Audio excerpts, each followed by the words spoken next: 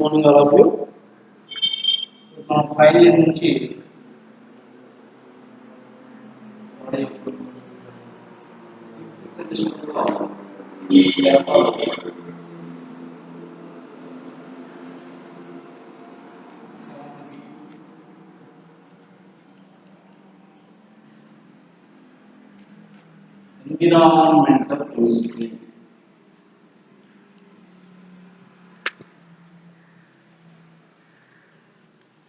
Environmental chemistry దీనిలో మనం before క్లాస్లో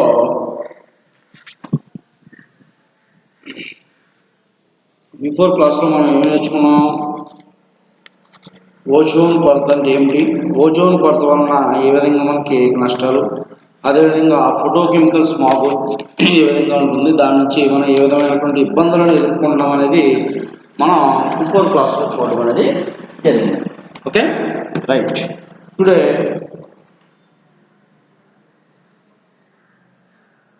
భోపాల్ విషవాయు కాలుష్యం.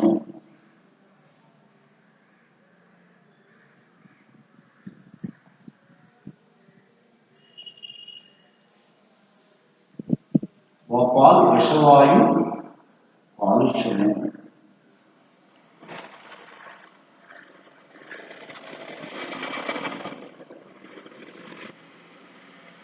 భోపాల్ విషవాయువు కాలుష్యం రైట్. ఇది కనుక మనం చూసుకున్నట్లయితే దీనిలో అది ఏ విధంగా మనకి భోపాల్ దుర్ఘటన అనేది జరిగింది, దానివలన ఎటువంటి ఇబ్బందులు, దాంట్లో వెలువడినటువంటి వాయువు ఏమిటి, ఆ వాయువు వలన మనకి ఏ విధమైనటువంటి ఇబ్బందులు ఎదుర్కొన్నారు, ఎంతమంది ఎదుర్కొన్నారు అనేది మనం దీంట్లో డిస్కస్ చేస్తే, మన దేశంలో భోపాల్ నగరం నందు, మన దేశంలో భోపాల్ అంటే ఎక్కడిది? మధ్యప్రదేశ్.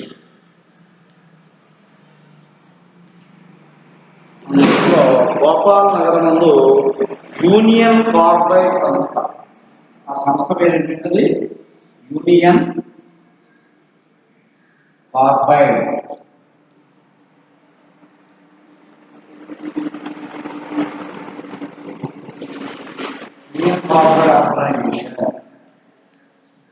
యూనియన్ కార్బైడ్ సంస్థకు చెందినటువంటి పురుగుల మందుల ఉత్పత్తి కేంద్రంలో, పురుగుల మందుల ఉత్పత్తి చేసేటువంటి కేంద్రము, పురుగుల ఉత్పత్తి కేంద్రము.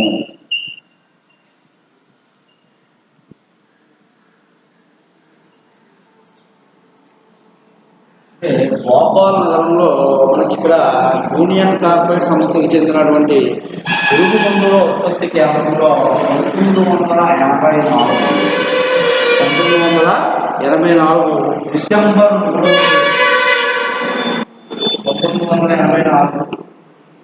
డిసెంబరు 3వ తేదీన జరిగినటువంటి ఈ దుర్ఘటన ఈనాటికి మనం మర్చిపోలేనటువంటి దుర్ఘటన. భోపాల్ విషవాయు కాలుష్యం జరిగినటువంటి దుర్ఘటన జరిగింది 1984 డిసెంబర్ 3వ తారీఖున. ఏ సంస్థ ఆధ్వర్యంలో జరిగిందంటే యూనియన్ కార్బైడ్ సంస్థ ఉత్పత్తి చేసేటువంటి పురుగుల మందుల ఉత్పత్తి కేంద్రంలో మనకి ఈ ఇన్సిడెంట్ అనేది జరిగిందనమాట. అయితే ఇక్కడ మనకి దీన్ని ఏ విధంగా మనకి పోల్చారంటే అత్యంత ప్రమాదకరమైనటువంటి పారిశ్రామిక దుర్ఘటనగా, అత్యంత ప్రమాదకరమైనటువంటి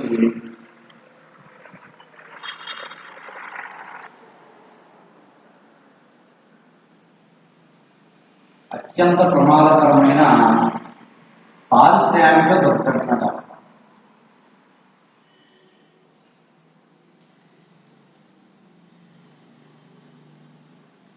అత్యంత ప్రమాదకరమైనటువంటి పారిశ్రామిక దుర్ఘటనగా దీన్ని మనం గుర్తించడం అనేది జరిగింది అన్నమాట అప్పట్లో.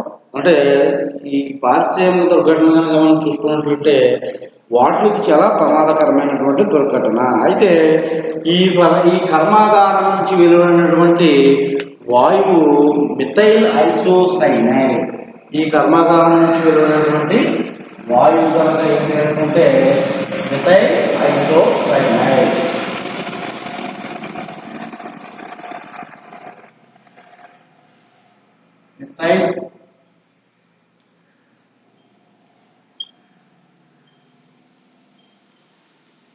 మిథైల్ ఐసోసైనైడ్ దీన్నే మిక్ అన్నాం.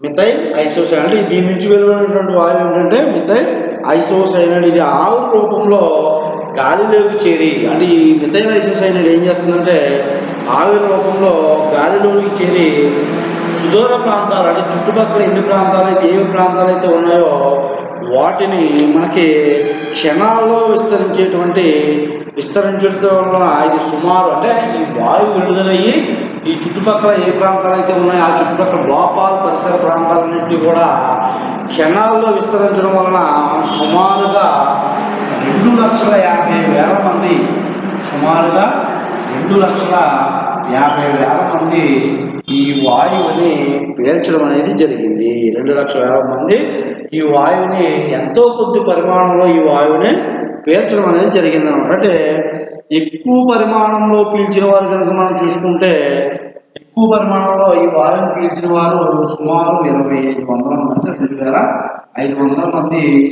వీళ్ళందరూ కూడా అకాలంగా మన మృత్యువుకు లోనవడం అనేది జరిగింది అన్నమాట. అంటే వీళ్ళందరూ కూడా ఈ 2,500 మంది 2,500 మంది కూడా ఈ వాయువుని అత్యధికంగా పీల్చడం వలన వీళ్ళందరూ కూడా చనిపోవడం అనేది జరిగింది. అన్నమాట. అయితే ఎక్కువ పరిమాణంలో పీల్చినటువంటి వీరు చనిపోతే ఈ తక్కువ పరిమాణంలో, అంటే అనేక జీవరాశులు కూడా మరణించడం జరిగింది. వీటితో పాటు మానవులతో పాటు చాలామంది మనుషులతో పాటు ఎంతో కొంత జీవరాశులు కానీ, అదేవిధంగా 1,00,000 మంది నిరాశ్రయులయ్యారు. దీనిలో 1,00,000 మంది నిరాశ్రయులు అనేది జరిగిందన్నమాట. 1,00,000 మంది ఇక్కడ నిరాశ్రయులు అయిపోయారు. దీనిలో 1,00,000 మంది నిరాశ్రయులు అయ్యారు.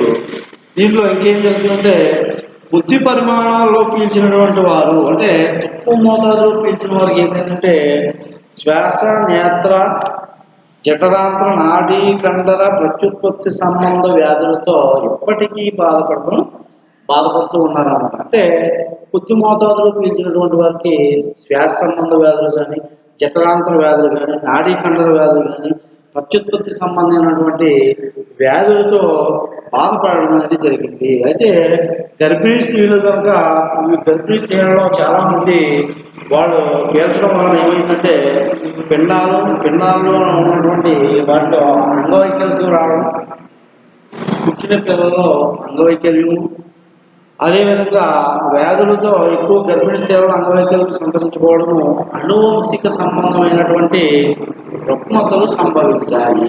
అనువంశిక సంబంధమైనటువంటి రుగ్మతలు,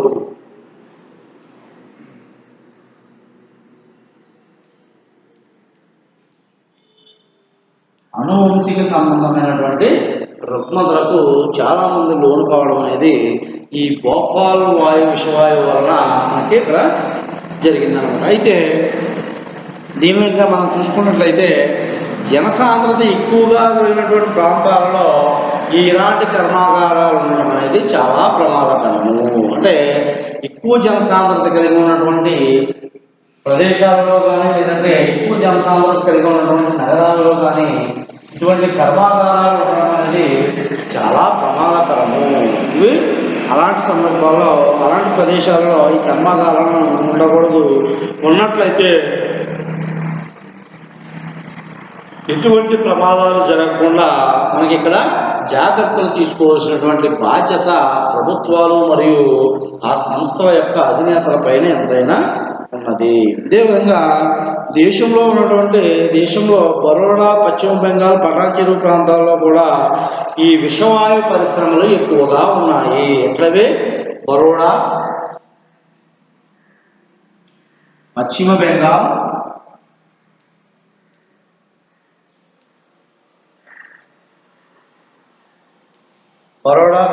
పశ్చిమ బెంగాల్, పటాన్చెరు వంటి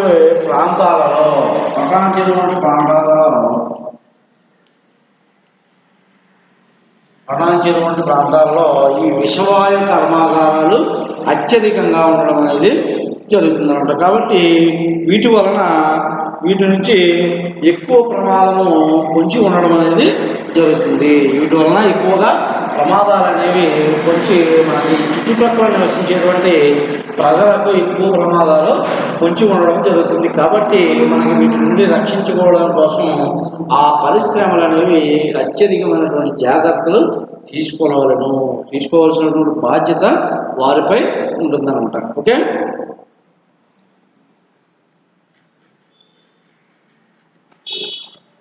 అయితే ఈ చుట్టుపక్కల ఈ జనావాసాలు ఎక్కువగా ఉండడం వలన ఆ సంస్థలు కనుక తగినటువంటి జాగ్రత్తలు కనుక తీసుకోకపోతే, ఆ నిర్వహించేటువంటి సంస్థలు కనుక తగిన జాగ్రత్తలు తీసుకోకపోతే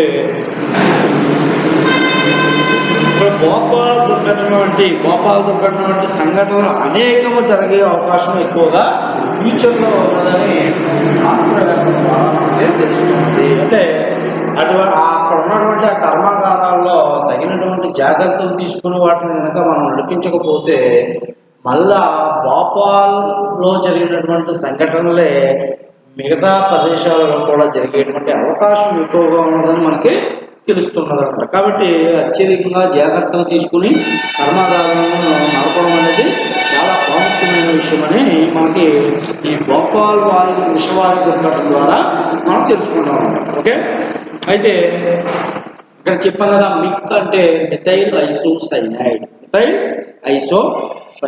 ఈ మిథైల్ ఐసోసైనైడ్ ద్రవము ఘాటైనటువంటి వాసనను కలిగి ఉంటుంది. ఎలా ఉంటుంది ఇది?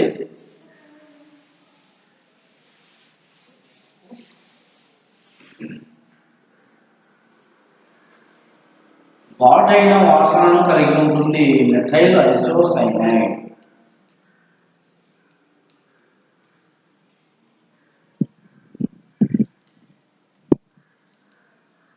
ఘాటైనటువంటి వాసనను కలిగి ఉండడం వలన గ్యాస్ సిలిండర్లో ఉన్నటువంటి సహజ వాయువు లీక్ అవుతున్నప్పుడు, గ్యాస్ సిలిండర్లో మనకి గ్యాస్ లీక్ అవుతుంది అని మనం ఏ విధంగా గుర్తిస్తాం? ఆ గ్యాస్ నుండి వచ్చేటువంటి వాసనను ఆధారంగా చేసుకుని మనకి గ్యాస్ లీక్ అవుతుందని మనం చెప్తాం. ఆ వాసన రావడానికి ప్రధాన కారణము ఈ మిథైల్ ఐసోసైనైడ్. అంటే గ్యాస్ సిలిండర్లో ఉన్నటువంటి గ్యాస్ లీక్ అవుతున్నప్పుడు వాసన రావడం కోసం ఈ మిథైల్ ఐసోసైనైడ్ను దానిలో కలుపుతారు. మిథైల్ ఐసోసైనైడ్ను దానిలో కలపడం వలన మనకి గ్యాస్ లీక్ అయినప్పుడు మనకు వాసన రావడం జరుగుతుంది. అయితే ఇది మిథైల్ ఐసోసైనైడ్ అనేది చాలా స్పీడ్గా ఆవిరవుతుంది, వేగంగా ఆవిరవడం జరుగుతుంది. ఇది వేగంగా ఆవిరైపోతుంది. వేగంగా ఆవిరవుతుంది. దీంతో పాటు దీనిలో ఇది 44 డిగ్రీ సెంటీగ్రేడ్ వద్ద, ఇది 44 డిగ్రీ సెంటీగ్రేడ్ వద్ద మరిగిపోవడం అనేది జరుగుతుంది. 44 డిగ్రీ సెంటీగ్రేడ్ వద్ద మరుగుతుంది.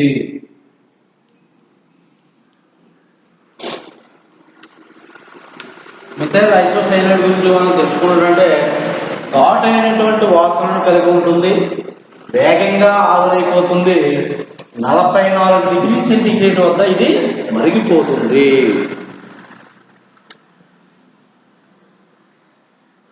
రైట్, ఇంకా దట్టంగా ఉన్నటువంటి ఈ వాయువు పల్లపు ప్రాంతాలలో తేలిగ్గా విస్తరిస్తుంది. అంటే ఈ వాయువు ఎక్కువగా ఎక్కడ విస్తరిస్తుందని మనం చూసుకున్నట్లయితే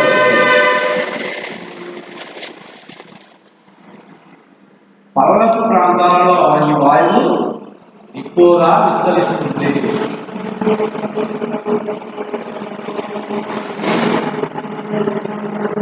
పల్లపు ప్రాంతాల్లో ఈ వాయువు ఎక్కువగా విస్తరిస్తుంది. పల్లపు ప్రాంతాల్లో ఈ వాయువు అనేది మనకి ఎక్కువగా విస్తరించడం అనేది జరుగుతుంది. అయితే సాధారణ వాయువుతో కలిసి ఇది విస్ఫోటక పదార్థంగా మార్పు చెందుతుంది. అంటే గాలిలో ఉండేటువంటి సాధారణ వాయువులతో కలిసి ఇది విస్ఫోటక పదార్థంగా మార్పు చెందుతుంది. గాలిలో ఉన్నటువంటి సాధారణ వాయువులతో కలిసి గాలిలో ఉండే సాధారణ వాయువులతో కలిసి గాలిలో ఉన్నటువంటి సాధారణ వాయువులతో కలిసి ఇది విస్ఫోటక పదార్థంగా మార్పు చెందుతుంది.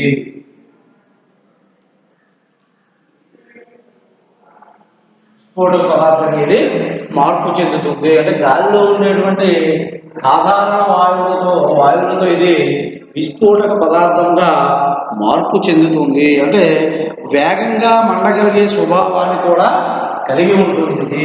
వేగంగా మండగలిగేటువంటి స్వభావాన్ని వేగంగా మండగలిగే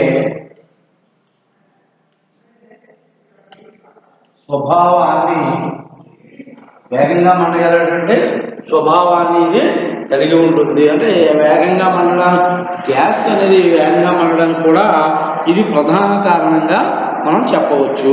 గ్యాస్ వేగంగా మండడానికి ఈ మిథైల్ ఐసోసైనైడ్ అనేది ఒక కారణము.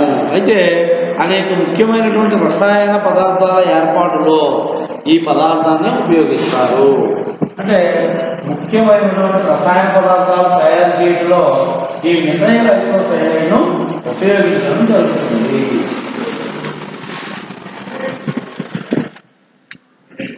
ముఖ్యమైనటువంటి రసాయన పదార్థాలు తయారు చేయడంలో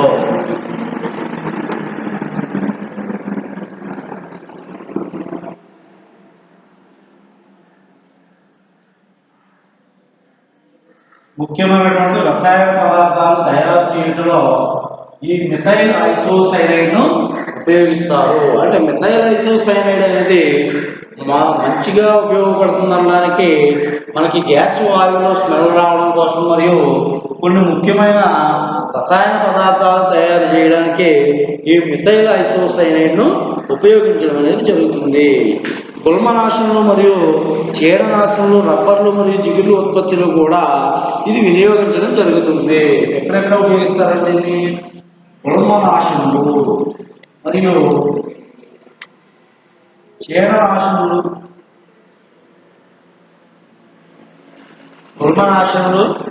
మరియు చీడనాశనలు, అదేవిధంగా రబ్బర్లు మరియు జిగుళ్ళ ఉత్పత్తిలో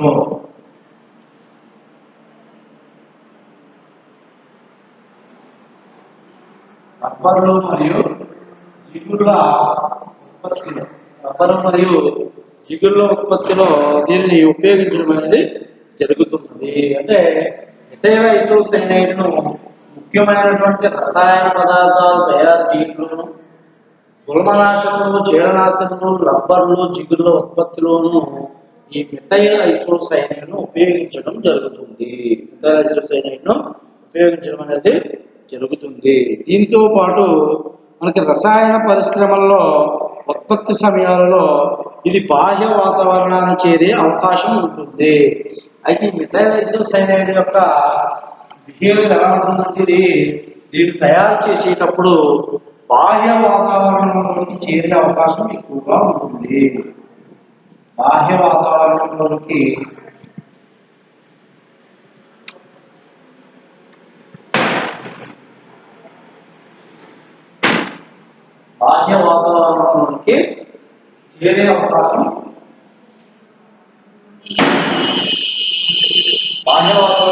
చేరే అవకాశం ఈ మిథైల్ ఐసోసైనైడ్కు ఎక్కువగా ఉంటుంది. అంటే ఇది తయారీలో అంటే రసాయన పరిశ్రమలో ఉత్పత్తి సమయాలలో దీన్ని ఉత్పత్తి చేసేటువంటి సందర్భాలలో ఇది బాహ్య వాతావరణంలోకి ప్రవహించడానికి అవకాశం ఉంటుంది. అయితే వన్యమృగాలకు మరియు మానవులకు ఇది అత్యంత ప్రమాదకరమైనటువంటి వాయువు. వన్యమృగాలకు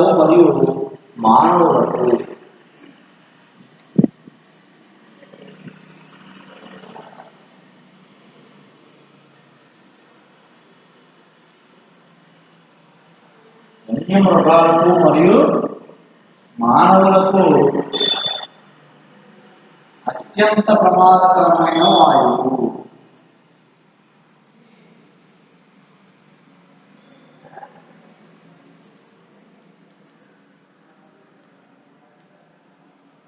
వన్యమృగాలకు మరియు మానవులకు అత్యంత ప్రమాదకరమైనటువంటి వాయువు మిథైల్ ఐసోసైనైడ్. మిథైల్ ఐసోసైనైడ్ అనేది ఇది చాలా ప్రమాదకరమైనటువంటి వాయువు. ఇది వన్య మృగాలకు కానీ మానవులకు కానీ చాలా ప్రమాదకరమైనది. అయితే అతిగా పీల్చడం వలన దీనివలన ఏంటంటే దీన్ని ఎక్కువగా పీల్చడం వలన అంగవైకల్యము, జన్యు సంబంధమైనటువంటి రుగ్మతలతో పాటు మరణానికి కూడా ఇది దారితీస్తుంది. ఇది అతిగా పీల్చడం వలన.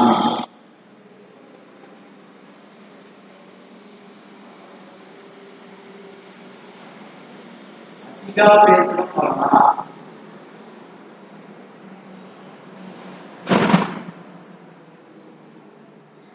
అతిగా పీల్చడం వలన ఇది ఏమైనా అంగవైకల్యం కానీ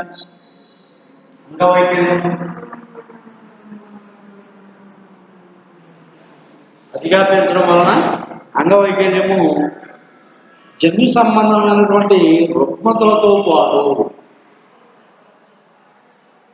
అతిగా పీల్చడం వలన అంగవైకల్యము, జన్యు సంబంధమైనటువంటి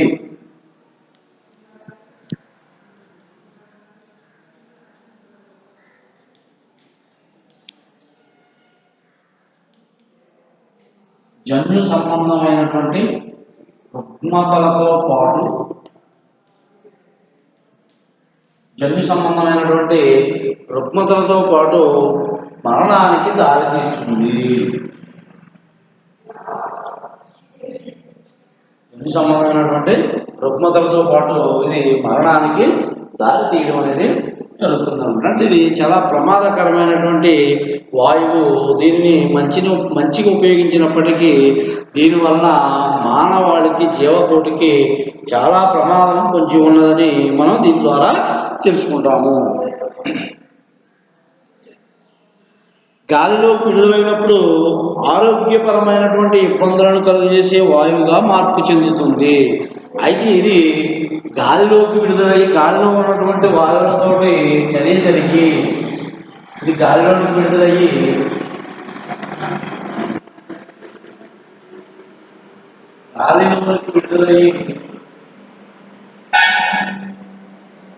గాలిలోకి విడుదలయ్యి మనకి ఆరోగ్యపరమైనటువంటి ఇబ్బందులను కలుగజేసే వాయువుగా ఇది మార్పు చెందుతుంది.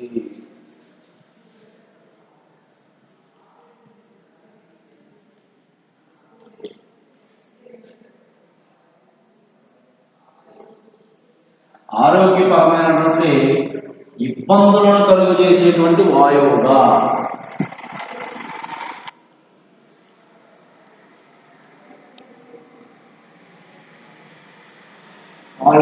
మార్పు చెందును. అంటే గాలిలో ఉన్నటువంటి మిగతా వాయువులతో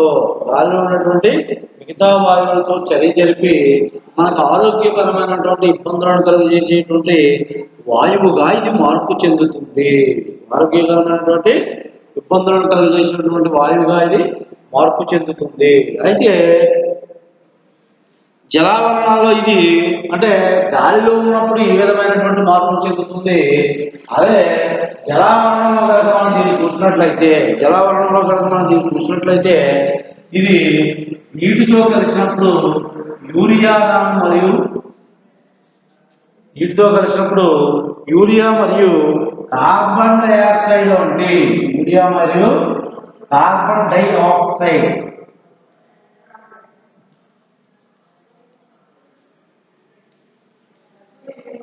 కార్బన్ డైఆక్సైడ్ వంటి కాలుష్యకాలుగా రూపొందుతుంది. యూరియా మరియు కార్బన్ డైఆక్సైడ్ వంటి కాలుష్యకాలుగా రూపొందును. కార్బన్ డైఆక్సైడ్ వంటి కాలుష్యకాలుగా ఇవి రూపొందుతుంది. అంటే గాలిలో విడుదలైనటువంటి ఆరోగ్యపరమైన ఇబ్బందులను కలిగజేసేటువంటి వాయువుగా మార్పు చెందుతుంది. యూరియా, కార్బన్ డైఆక్సైడ్ వంటి కాలుష్యకాలుగా అంటే జలావరణంలో కనుక మనం చూసుకుంటే గాలిలోనేమో మనకు ఆరోగ్యకరమైనటువంటి ఇబ్బందులను కలిగజేసేటువంటి వాయువుగా మార్పు చెందితే నీటిలో కలిసినప్పుడు ఇది జలావరణాలు లేదా నీటిలో కలిసినప్పుడు యూరియా గాను మరియు కార్బన్ డైఆక్సైడ్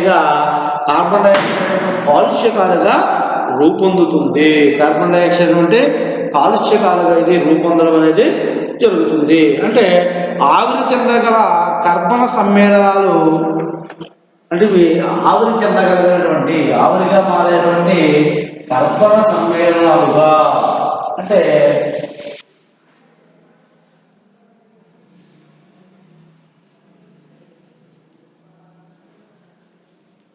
ఆవిరి చెందగల కర్బన సమ్మేళనాలు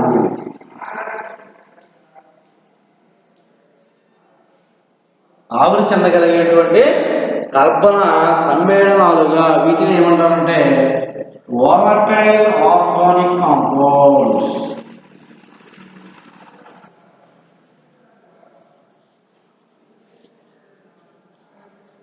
volatile organic compounds అంటే ఆవిరి చెందగలిగినటువంటి కాంపౌండ్స్ అన్నమాట. అంటే వాటిని volatile organic compounds గా తీసుకుంటే ఇవి భూస్థాయిలో ఓజోన్ ఏర్పాటులో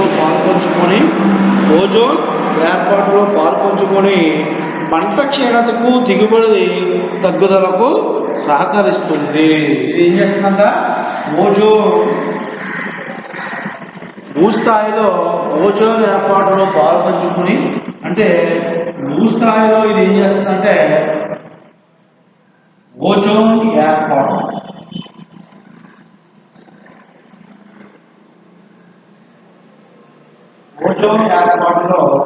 పాలు పంచుకొని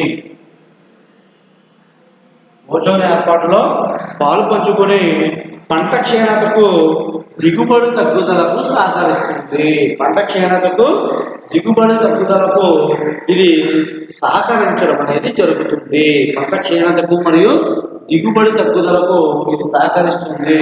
ఈ విధంగా భూస్థాయిలో ఓజోన్ ఏర్పాటులో పాల్పంచుకొని పంట క్షీణతకు దిగుబడి తగ్గుదలకు ఇది సహకరిస్తుంది. అయితే మిథైల్ ఐసోసైనైడ్ కాలుష్యము ప్రమాదకరమైనటిది కానీ తీవ్రమైనటిది కాదు. ఇది చాలా ప్రమాదకరమైనదే కానీ తీవ్రమైనది కాదు అని మనం దీని ద్వారా నేర్చుకుంటాం. అయితే దీనికి ఆరోగ్యపరమైనటువంటి చిక్కులు ఏమున్నాయంటే భోపాల్లోని కార్బైడ్ కర్మాగారం నుంచి ఈ వాయువు విడుదలయ్యి మన దేశంలో అత్యంత ప్రమాదకరమైనటువంటి దుర్ఘటనకు దారి తీసినటువంటి విషవాయువుగా దీనికి పేరున్నది. మన దేశంలో అత్యంత ప్రమాదకరమైనటువంటి దుర్ఘటనకు దారి తీసినటువంటి వాయువుగా ఈ మిథైల్ ఐసోసైనైడ్ వాయువుకు పేరు వచ్చింది. అంటే మన దేశంలో మొత్తం దేశంలో ఇది చాలా ప్రమాదకరమైనటువంటి విషవాయు దుర్ఘటనగా దీనికి పేరున్నదన్నమాట. అయితే ఉచ్ఛ్వాసం ద్వారా రక్తాన్ని చేరి విషవ్యాధులను, చర్మం ద్వారా చేరి ఎలర్జీని, కండ్లలో మంట, కడుపులోని రేవుల్లో మంటకు దారితీయటే కాక వాంతులు, నోటిలో అలసలు అనేది కలుగజేస్తుంది. ఏమేమి చేస్తుందంటే ఇది ఉచ్ఛ్వాసం ద్వారా రక్తాన్ని చేరి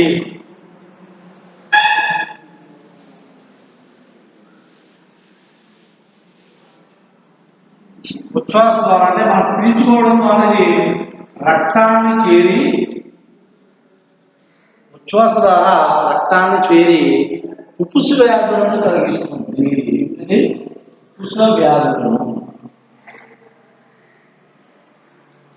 ఉచ్ఛ్వాస ద్వారా రక్తాన్ని చేరి ఉప్పుసు వ్యాధులను కలిగిస్తున్నది. వాటితో పాటు చర్మము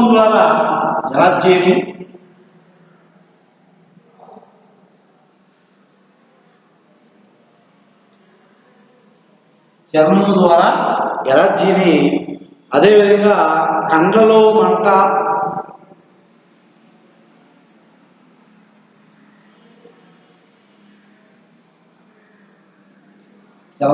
చర్మం ద్వారా ఎలర్జీ, కళ్ళలో మంట, ప్రేగుల్లో మంటకు దారితీయటే కాక ప్రేగుల్లో మంట, కండ్లలో మరియు ప్రేగుల్లో మంట, కళ్ళలో మరియు ప్రేగులలో మంట, వాంతులు, నోటిలోని వాంతులు రావడం, నోటిలో ఎలర్జీ కింద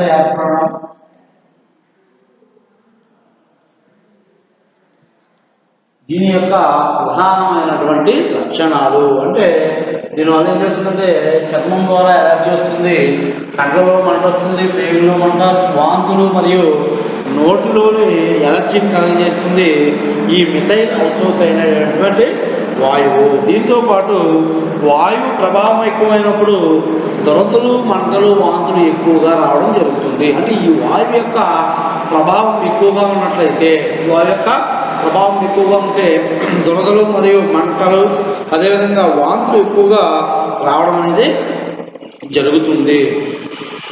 ఈ విధంగా మిథైల్ ఐసోసైనైడ్ అంటే భోపాల్లో జరిగినటువంటి ఈ విషవాయువు వలన ఎక్కువగా మనం నష్టపోవడం అనేది జరిగింది. 2,50,000 మంది నిరాశ్రయులయ్యి ఈ వాయు ప్రభావం వలన ఎంతోమంది నిరాశ్రయులయ్యి 2,500 మంది వరకు చనిపోవడం అనేది జరిగింది.